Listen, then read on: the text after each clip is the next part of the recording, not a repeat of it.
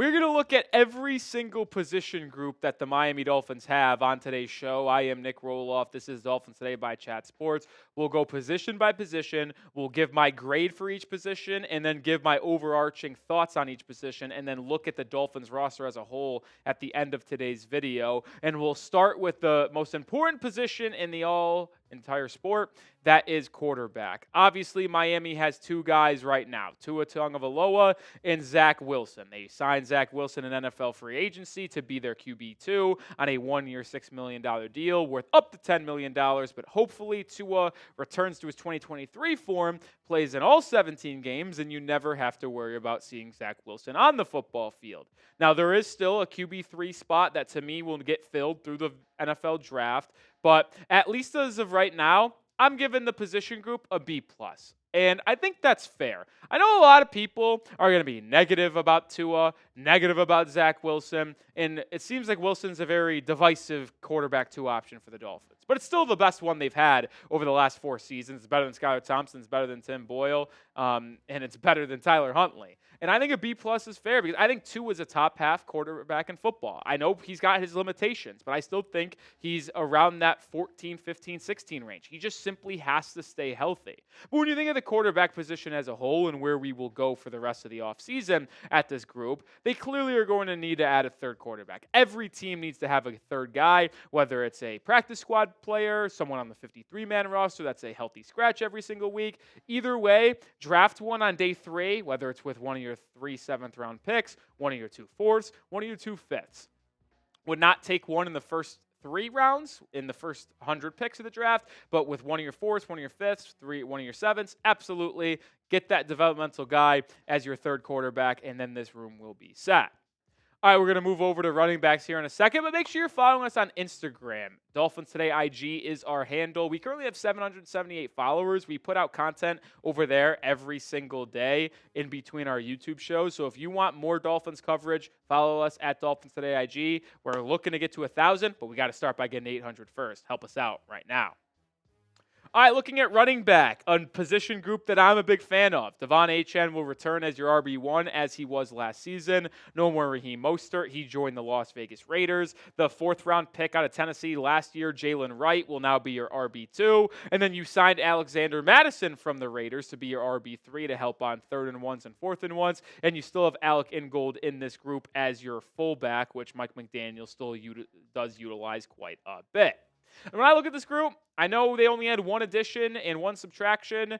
I give it an A-. It's one of the highest groups out there. I said this last year that I thought the running back room was one of the best position groups that the Dolphins had with Achane, Mostert, and Jalen Wright, and it's kind of the same reason. I am very excited about Jalen Wright's second year in Miami. I think he's going to have a larger role. He was a good piece last season. He had a big game against the New England Patriots that we discussed in Week 5 when they won on the road, which was really fun. Him and Mostert combined for 150 rushing yards, and they averaged 6 yards per attempt. It was sick. Hopefully they'll be able to do that more with Achane. And then I think Alexander Mattison is a massive help as well in the 3rd, 4th down situations when you're in the middle of the field, 3rd and 1, 4th and 1. Mattison has had a rough time scoring inside the 5-yard line over the past couple of seasons, but he has been exceptionally good at 3rd and 1s and 4th and 1s in the middle of the field. I think it's got a good blend of speed, physicality. I am very excited for this position group. It's one of the highest rated out there, in my opinion, on this roster.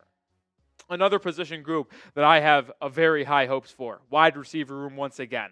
And although they had a pretty down season in 2024, I think a lot can be looked at in terms of Tua Tagovailoa's health being a little bit rough and only playing in 11 games. But you have Tyreek as your wide receiver 1, Jalen as your wide receiver 2, the 2-year, $6.5 million contract that you hand out to Nick Westbrook-Achane for your wide receiver 3. Malik Washington returns as your gadget guy, your wide receiver 4, guy that can play in the slot.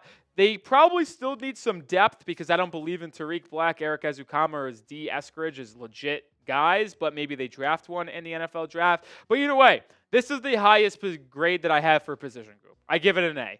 I think even though Tyreek Hill had his first under 1,000-yard season as a member of the Miami Dolphins last year, that was only happening because of Tua playing in 11 games. Same thing could be said with Jalen Waddle. And I am very, very high on Nick Westbrook-Achane. It has been very much out in the open that I feel that way because he's a great run blocker for the position. He's 6'2", 211. He'll provide you a red zone threat on the outside as well as a good blocker in the run game. You still have Malik Washington as your gadget guy. I'm a big fan. It is an A for me.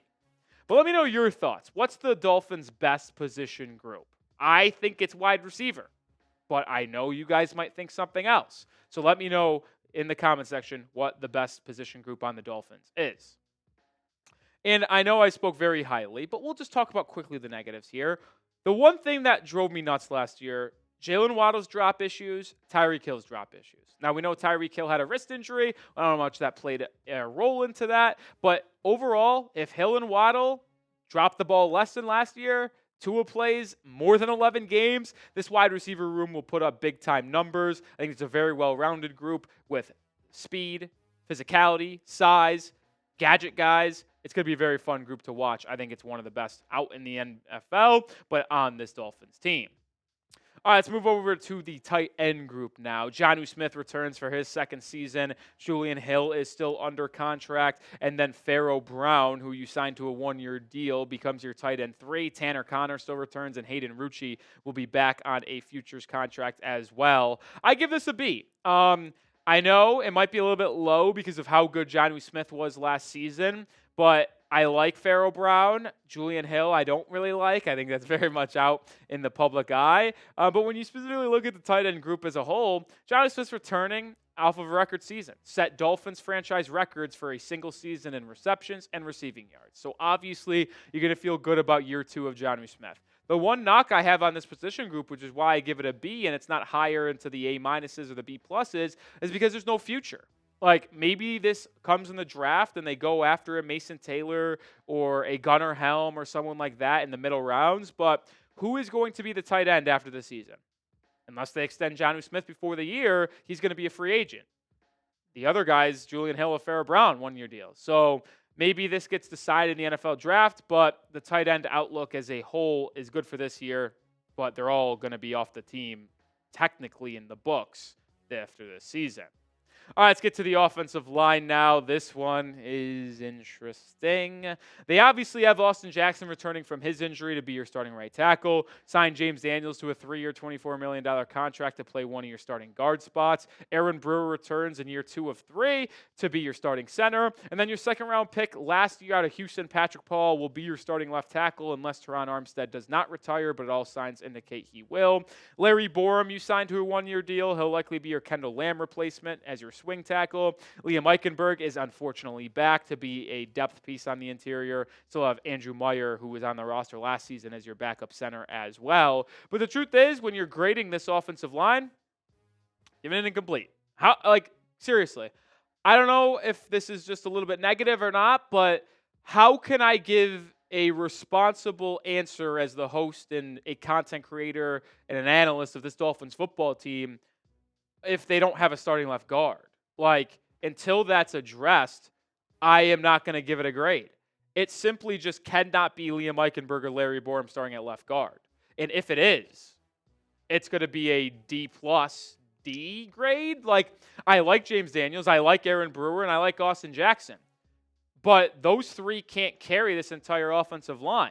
Like, if you're starting left guard's Liam Eichenberg, that's an F spot. Patrick Paul's an unknown. So, to me, they need to either draft one high, pick 13 or pick 48 to play at left guard, or sign a veteran like Will Hernandez or a guy we've talked about quite a bit in Brandon Scherf. Either way, I can't seriously give you guys my grade on this offensive line until I know who's starting at left guard, because it better not be Larry Borum or Liam Eichenberg. But make sure you are subscribed to the channel because we're going to talk about the latest Dolphins news, Dolphins rumors, segments, breakdowns like this one every single day. Videos every day, all week long, 365 days a year. So join the channel, hit that sub button right now. All right, it's going to get to the defense now, and we'll start in the trenches over here, the defensive line. Another position group that I feel like I can't really speak in total a lot because all you have is Zach Sealer and you re-sign Benito Jones, but you need to fill out your depth and you need to get a second starter on the interior next to Zach Sealer. So my grade for the defensive line, it's incomplete. Like, I can't believe how neglected this position group has been in the offseason so far. Like, seriously, you need to add about 3 or 4 more defensive linemen into this group. You need to add a starter. You need to add a third interior defensive lineman. You probably need to add a second nose tackle behind Benito Jones. Like, there's just so much that needs to happen with this specific position group where it's hard to really give it a grade, which is why I gave it an incomplete once again. And I would love to see Calais Campbell return. If he returns, the grade would probably be much higher than what I would give it if he doesn't return. But, man, you need to add a lot of spots to this group. All right, we're going to combine linebacker and edge into one position group here because we'll just look at the linebackers as a whole. Obviously, you restructured Bradley Chubb's contract, so he returns. Jalen Phillips on that fifth-year option returns after his ACL injury. Chop Robinson is your number one guy after a really good rookie season. Mo Kamara going to be your second-year guy, fifth-year pick last season, and you brought back Quentin Bell on a one-year contract as well. And then specifically on the inside linebacker spot, Tyrell Dotson was re-signed to a 2-year deal to complement Jordan Brooks on the interior linebacker room. Then you also signed KJ Britt and Willie Gay Jr. on one-year deals to be the depth on the inside linebacker crew. And when you look at edge and linebacker on the interior combined, this is my best spot on the defense. It's an A-. Like, I am very bullish about this group and how fun they can be. And when you look at the edge room specifically, Chop Robinson's going to lead that group. And if he improves, like you saw him improve week in, week out of his rookie season for year 2, he could be one of the best edge rushers in all football this upcoming year. Then you get Jalen Phillips and Bradley Chubb in rotation as that 2-3 on the edge group. Mo Kamara second year. Quinn Bell was solid last season as a depth piece.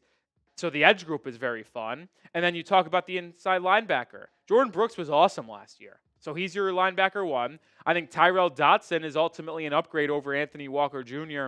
and David Long Jr. Dotson was pretty solid the final 3 weeks of the season last year. So I'm excited to see him work in tandem with Jordan Brooks. And I think KJ Britt and Willie Gay Jr. are better depth pieces than what you had last year in Duke Riley and Anthony Walker Jr. So I think the linebacker room got upgraded both at the edge and on the interior. Remember, this team last year played without Bradley Chubb all year and basically without Jalen Phillips all year. And they're getting them both back, and they should both be fully healthy, ready to go week 1. It's going to be very fun to see this team have an improved pass rush from last season. All right, before we get into the secondary here, I do want to let you know this sweet Dolphins hoodie is on sale for, yes, $40 off. I think it's a cool design from 47. Shout out to them. White hoodies, the Go Fins, the palm trees, the Miami Dolphins logo with the text there. Chatsports.com/Dolphins hoodies where you can get it. Link is in the description and comments of today's video. $40 off. Usually 30 or usually 75, Right now you get it for 35. Take advantage right now. Links in the description and comments. All right, let's look at the cornerback room now for the Dolphins. Kader Kohou returns as your nickel guy on a one-year, $3.2 million deal. Jalen Ramsey is still your CB1, but you have no CB2. Storm Duck, UDFA out of Louisville, is going to be on this team for a second season. Cam Smith entering year 3 after being a second-round pick in 2023. Ethan Bonner and Artie Burns. Incomplete grade. Just like, if we're going to be honest, like, this is a disappointing area for the Dolphins right now. I understand cutting Kendall Fuller created some cap space for you. But it didn't create enough cap space, in my opinion, to justify moving on from him. And I get it. His cap hit would have been about $6 million this year. But he played really good. And although he only played 11 games, those 11 games were strong. He's still out there in free agency. Maybe you can re-sign him for a cheap contract. But you desperately need to add a CB2. Whether it's a free agent out there, Sante Samuel Jr., Stephon Gilmore, Kendall Fuller. There's just examples, just to name a few. Or if it's a pick in the first 2 rounds. Could be maybe Will Johnson in round 1. Maybe it's Jahdae Barron in round 1. Maybe you go in the second round and go Isaiah Thomas from Florida State or Siobhan Revel from East Carolina, Maxwell Harrison from Kentucky. Options as well. But either way, you're going to need to add a corner to start opposite of Jalen Ramsey in this room. If it's Will Johnson or Barron in the first round, I'm cool with that. even if it's one of those highly touted guys in the second round like Revel, Harrison, or Thomas, I would still be skeptical of needing them to start right away. So this CB room could be good, could be dicey to how Chris Grier addresses it the rest of the offseason.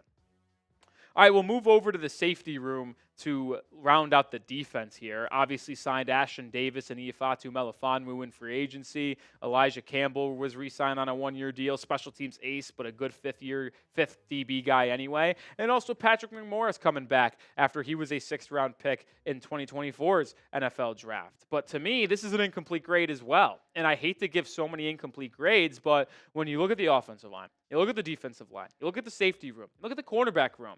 If I cannot confidently say that there are specific starters in place, I'm not going to be able to give it a grade. And that's why corner, safety, defensive line, and offensive line are the four biggest needs for the Miami Dolphins when we talk about what they need going into the draft and the rest of free agency so often. It's similar to corner. Now, maybe it's not as desperate as cornerback number 2 because to me, you cannot draft one in the third round and trust them to start right away. But the Dolphins could go into the draft, go with the first 3 rounds, whether it is in the 13th pick, the 48th pick, or the 98th pick, and maybe make something happen there in terms of safety. I like Xavier Watts from Notre Dame in the second round as an option. Like obviously Malachi Starks, Nick Emmanwori, Jahdae Barron as an option as well in the first round. You could also look at Jonas Sanker, Andrew Makuba, and some of these other players at the third round spot. Kevin Winston Jr. from Penn State as well. Sebastian Castro, another name to go out there. But either way, safety is another position needed to be addressed in the NFL draft. All right, grading time, folks. Rate the Dolphins roster at this point in the offseason. How are you feeling? Scale 1 to 100. Let me know your thoughts in the comment section. How would you grade the Dolphins roster as a whole, 1 to 100? All right, before I give you mine, you can't forget about special teams because there are 4 players still on the roster that we need to discuss. Jason Sanders is your kicker. You signed Ryan Stonehouse as your punter. Now, you have not officially released Jake Bailey, which I don't know what they're waiting for because releasing him saves you $1.9 million in cap space. He's only going to have a dead cap of $550,000. Blake Ferguson also returns as your long snapper. But I like this group, man. Stonehouse, I think, is going to be really good with Craig Ackerman again in Miami. They were together in 2022 in Tennessee. Sanders was nails last year at the end of the year, winning Special Teams Player of the Month a couple times. So I'm excited about special teams being a positive for Miami this upcoming season. All right, my rating for this Dolphins roster, that's 77. And if you kind of equated that to like letter grades, it's only a C+. So it's not very high, but this rating could get upgraded very, very quickly if the Dolphins simply signed a veteran left guard, added a corner, safety, and defensive lineman with the first 3 picks in the draft, assuming that they're good players. Like, they could go up in the mid-80s and be a playoff caliber team. But right now, I don't think they are. And if I had to put money down on it, gun to my head, you think the Dolphins are in the postseason in 2025 or not, I'd probably say no. But that can change very quickly if Chris Grier is able to nail a couple draft picks early and some of these cheap free agents they signed ultimately become major key forces for this Dolphins team. But with so many needs still out there and so many contracts that were just 1 year handed out, I think this roster is at about a 77 right now. And I'll tell you what, I'll never lie to you guys. I'll tell you how I feel. If I think the Dolphins are going to be good, I'll tell you. If I think they're going to be bad, I'll tell you. If I think they're going to lose, I'll tell you. If I think they're going to win, I'll tell you. It's kind of how I feel right now in this Dolphins roster. All right, we'll round out with this. Make sure you follow us on Instagram. Once again, content over there every single day outside of our YouTube shows. So make sure you follow us. Dolphins Today IG is our handle. Go give us a follow right now.